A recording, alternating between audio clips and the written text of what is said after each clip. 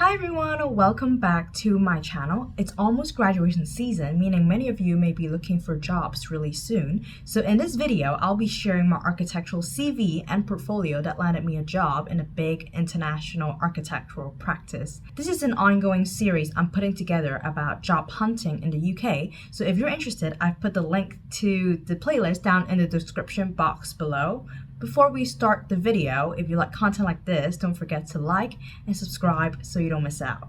So let's start off with a CV. What is a CV essentially? A CV or resume is a summarized document presenting your skills, your academic or professional qualifications, and it is usually used to assess your suitability for a role or an opportunity. For my CV, applying to be a Part 1 architectural assistant, as you can see here, I have presented first and foremost the most important basic core information.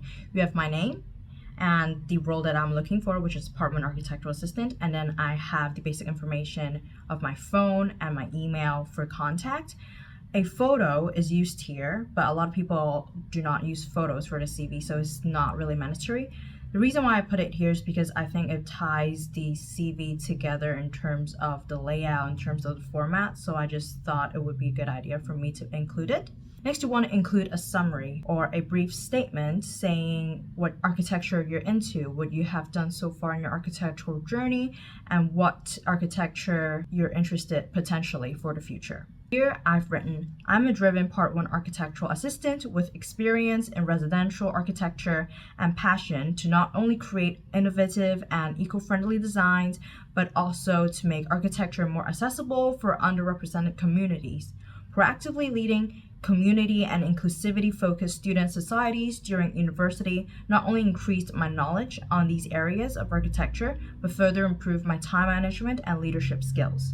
I'm confident in utilizing my skills in architectural design, communication, and leadership, as well as passion for inclusivity and sustainability to bring about a positive impact on the built environment. So in this short paragraph, you can see what kind of architecture I'm interested in, what I have been participating in terms of societies, and also what my future aspirations are as an architect. So it gives the recruiter a lot of information. It's just a really short and succinct paragraph. Next, you want to include your education.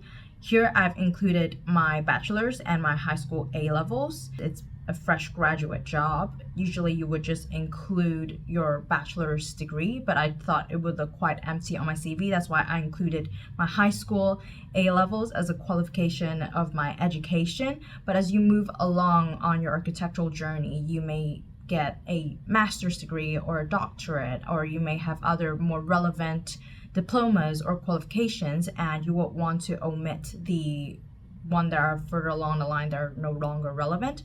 Scholarships here, along with awards, are usually an optional thing for CVs.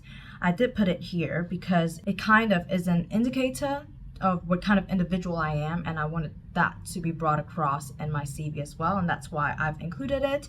Next part is skills, and it is very important, especially for the software part, that you put into the CV, because a lot of the firms and practice will be looking at your proficiency in different software to see if it aligns with the software that the firm is currently using or the software that the firm prefers. So if you have a level of expertise, or if you know some kind of software, it is good to list them all out on your CV, as it will benefit you and it will also increase your chances of landing an interview or subsequently an offer.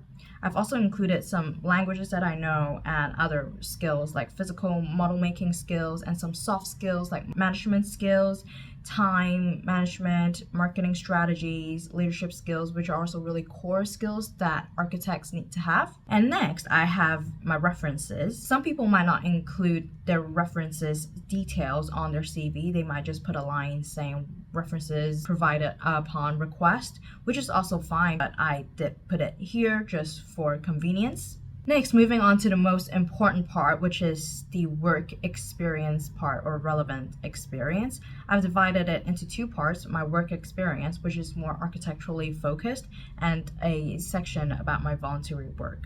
Again, because I'm fresh from university, I don't really have a lot of professional architecture experience. And I did include voluntary work because I did participate in a lot of activities and societies and clubs and or committees when I was in universities, and I thought it would be a good way to show that I take initiative, I'm an active individual, and a lot of the soft skills may be applied to an office job as well. So I started with the most recent role that I had, which was the role that I worked on in a previous firm as a Part 1 architectural assistant. The usual way that I do it is I include the heading, the title, and then a duration, which include the year and a month to make it more concise, the firm that or the organization that you're working on, and then 1 to 2 lines of summarizing what your responsibilities are. And this is how I've laid them all out. I did the same format with a voluntary work. It shows that you're a really proactive individual. For CVs, I normally would recommend just staying within 1 page, because if it's 2 or 3 pages, it's too long and the reader might lose interest, and that is definitely not what you want. You want them to remember you. You want them to be interested in you and your CV as an individual. So keeping it short and succinct will be a really good thing. I've also formatted it in a way that's not just like a Word document with lines, because architecture at the end of the day is quite a visual industry. So it will be good if you can use other formats to kind of capture people's attention as well.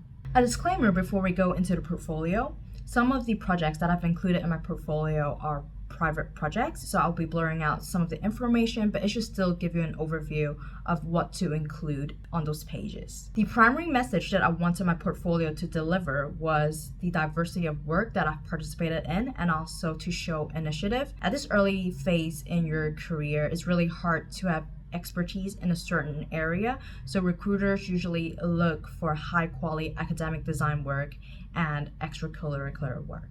Starting off with the cover page, I've included a graphic title saying it's an architectural portfolio, my name, and the duration of the timing that my work was extracted from. I want to include a contents page to show which page different projects are on to make it look more organized. First project is a professional project that I've worked on in my previous practice. It's a repurposing of a space into a cafe area, and here I've included some renders to show I am capable of 3D modeling, also included some 2D drawings to show I have CAD skills. Next up is a project that is situated in a conservation area, also partly in the area of natural beauty, and so you have extra regulations and factors that you have to consider when designing for the project. So I wanted to show that I have a certain level of participation in these kind of projects, that I'm aware of the extra regulations in conservation areas as well. Third one is a bungalow designed for our client who is in a wheelchair, so it's not really accessible for her anymore. I've shown Revit drawings, some CAD drawings, some sketches, and I've also included a new skill that I've acquired called photogrammetry, which is flying a drone, and then the drone would scan the topography of the site, and then you can collate all these information into a 3D model. Next is a life build project that I have participated in. I actively sort out these kind of hands-on opportunities when I was in uni, because I felt like the academic knowledge taught is really not enough. And so I wanted to get some hands-on experience as well, because I think architecture should be a course that's taught with theoretical knowledge but also with hands-on experience. Moving on is my final year project called the Microseum. The premise of this project is to design a research lab that looks into the potentials that microbes have for designing future contingency, because it has the potential to become a purifier, to be food, to be fuel, to be materials as well. I've shown the design process of me doing basic massing models physically and also through sketches. And in the end, I settled for a research lab and also a museum area, exhibition area, where we can educate the public about the importance of microbes and the importance of being sustainable because of the climate emergency. An environmental consideration page, because it is very important that we include the design factors of sustainability at beginning stages of the project instead of just adding it on in the very end. And this is just a very basic plan to show the layout of the exhibition space and also the research lab. the first floor plan as well, and then you want to show some sections, and I've included some renders, a visualization of how I think the space would look like to give the reader a little bit more visual information about the project. Moving on to the second project, which is designing a community center in the Highlands. I've listed out some creative drivers to drive my project. The first and foremost is sustainability and inclusion, and I've done some sketches highlighting the plan layout for the first round of iterations. Moving on into the more technical side, I have done some analysis with a software called Fiverr to test solar gain and loss and energy efficiency, and explore the isometric for the construction materials to show I have an understanding of how the building is going to come together, highlighting the sourcing of the materials are from local areas to minimize the carbon footprint. A little bit more detailed look into the design, since it's a technological project, to show that I have a brief understanding about the technological side of architecture. And then we move on to my second year project, which is a project that aims to design a kindergarten and a residential unit for LGBTQ+ parents and their children in Gay Village in Manchester, celebrating the history of the area and also promoting the value of acceptance and also being yourself unapologetically. Basic site analysis to show what's driven the design of the project. It comes to a really abnormal form in the end because the site is really dark, and if I were to just establish one block for the residential unit, it will block a lot of sunlight, and that's why I've come up with this Tetris form to create pockets of voids and solids to allow light to penetrate through. And then some GA drawings showing the plan and the section, and some visualization of what I think the space would look like at night and also during the day with interactions. Next is a first year project called Stopover. It's designing a parasitic piece of architecture for a favorite artist that's going to attach to a venue that they're going to perform in. This is just one page to showcase the end result. It's a really short project, just shows that I have this kind of fast-paced thinking when designing as well. Some extracurricular stuff that I put in the end to show that I branch out from academics. I've participated in a set design competition. I've also done some graphic design for the societies that I've worked for. I quite like writing, so I did get some published articles along the way, and I've also included that to show I enjoy architecture in terms of writing as well. For a portfolio, I would generally recommend it to be around 20 to 25 pages. Shouldn't be too long. Some people have like an even shorter version that they're gonna send out as a summary or a taster, and then when they get invited to the interview, they're gonna bring a longer one. But for me, generally, I just have one, and I tend to keep it quite short, around 20 to 25 pages. And so it gives the recruiter a sense of what kind of individual I am when I'm applying, and it also gives me enough information to walk through when I'm invited to an interview, and I don't have to put together another portfolio, which is actually very time consuming. Generally, it would be a good idea to include a mixture of work, whether it's academic work, professional work, extracurricular work. It will be nice to show the firm what you're capable of and also what kind of individual you are. You have to decide what kind of message you want to deliver when you put together your portfolio to make sure it comes across when you're applying.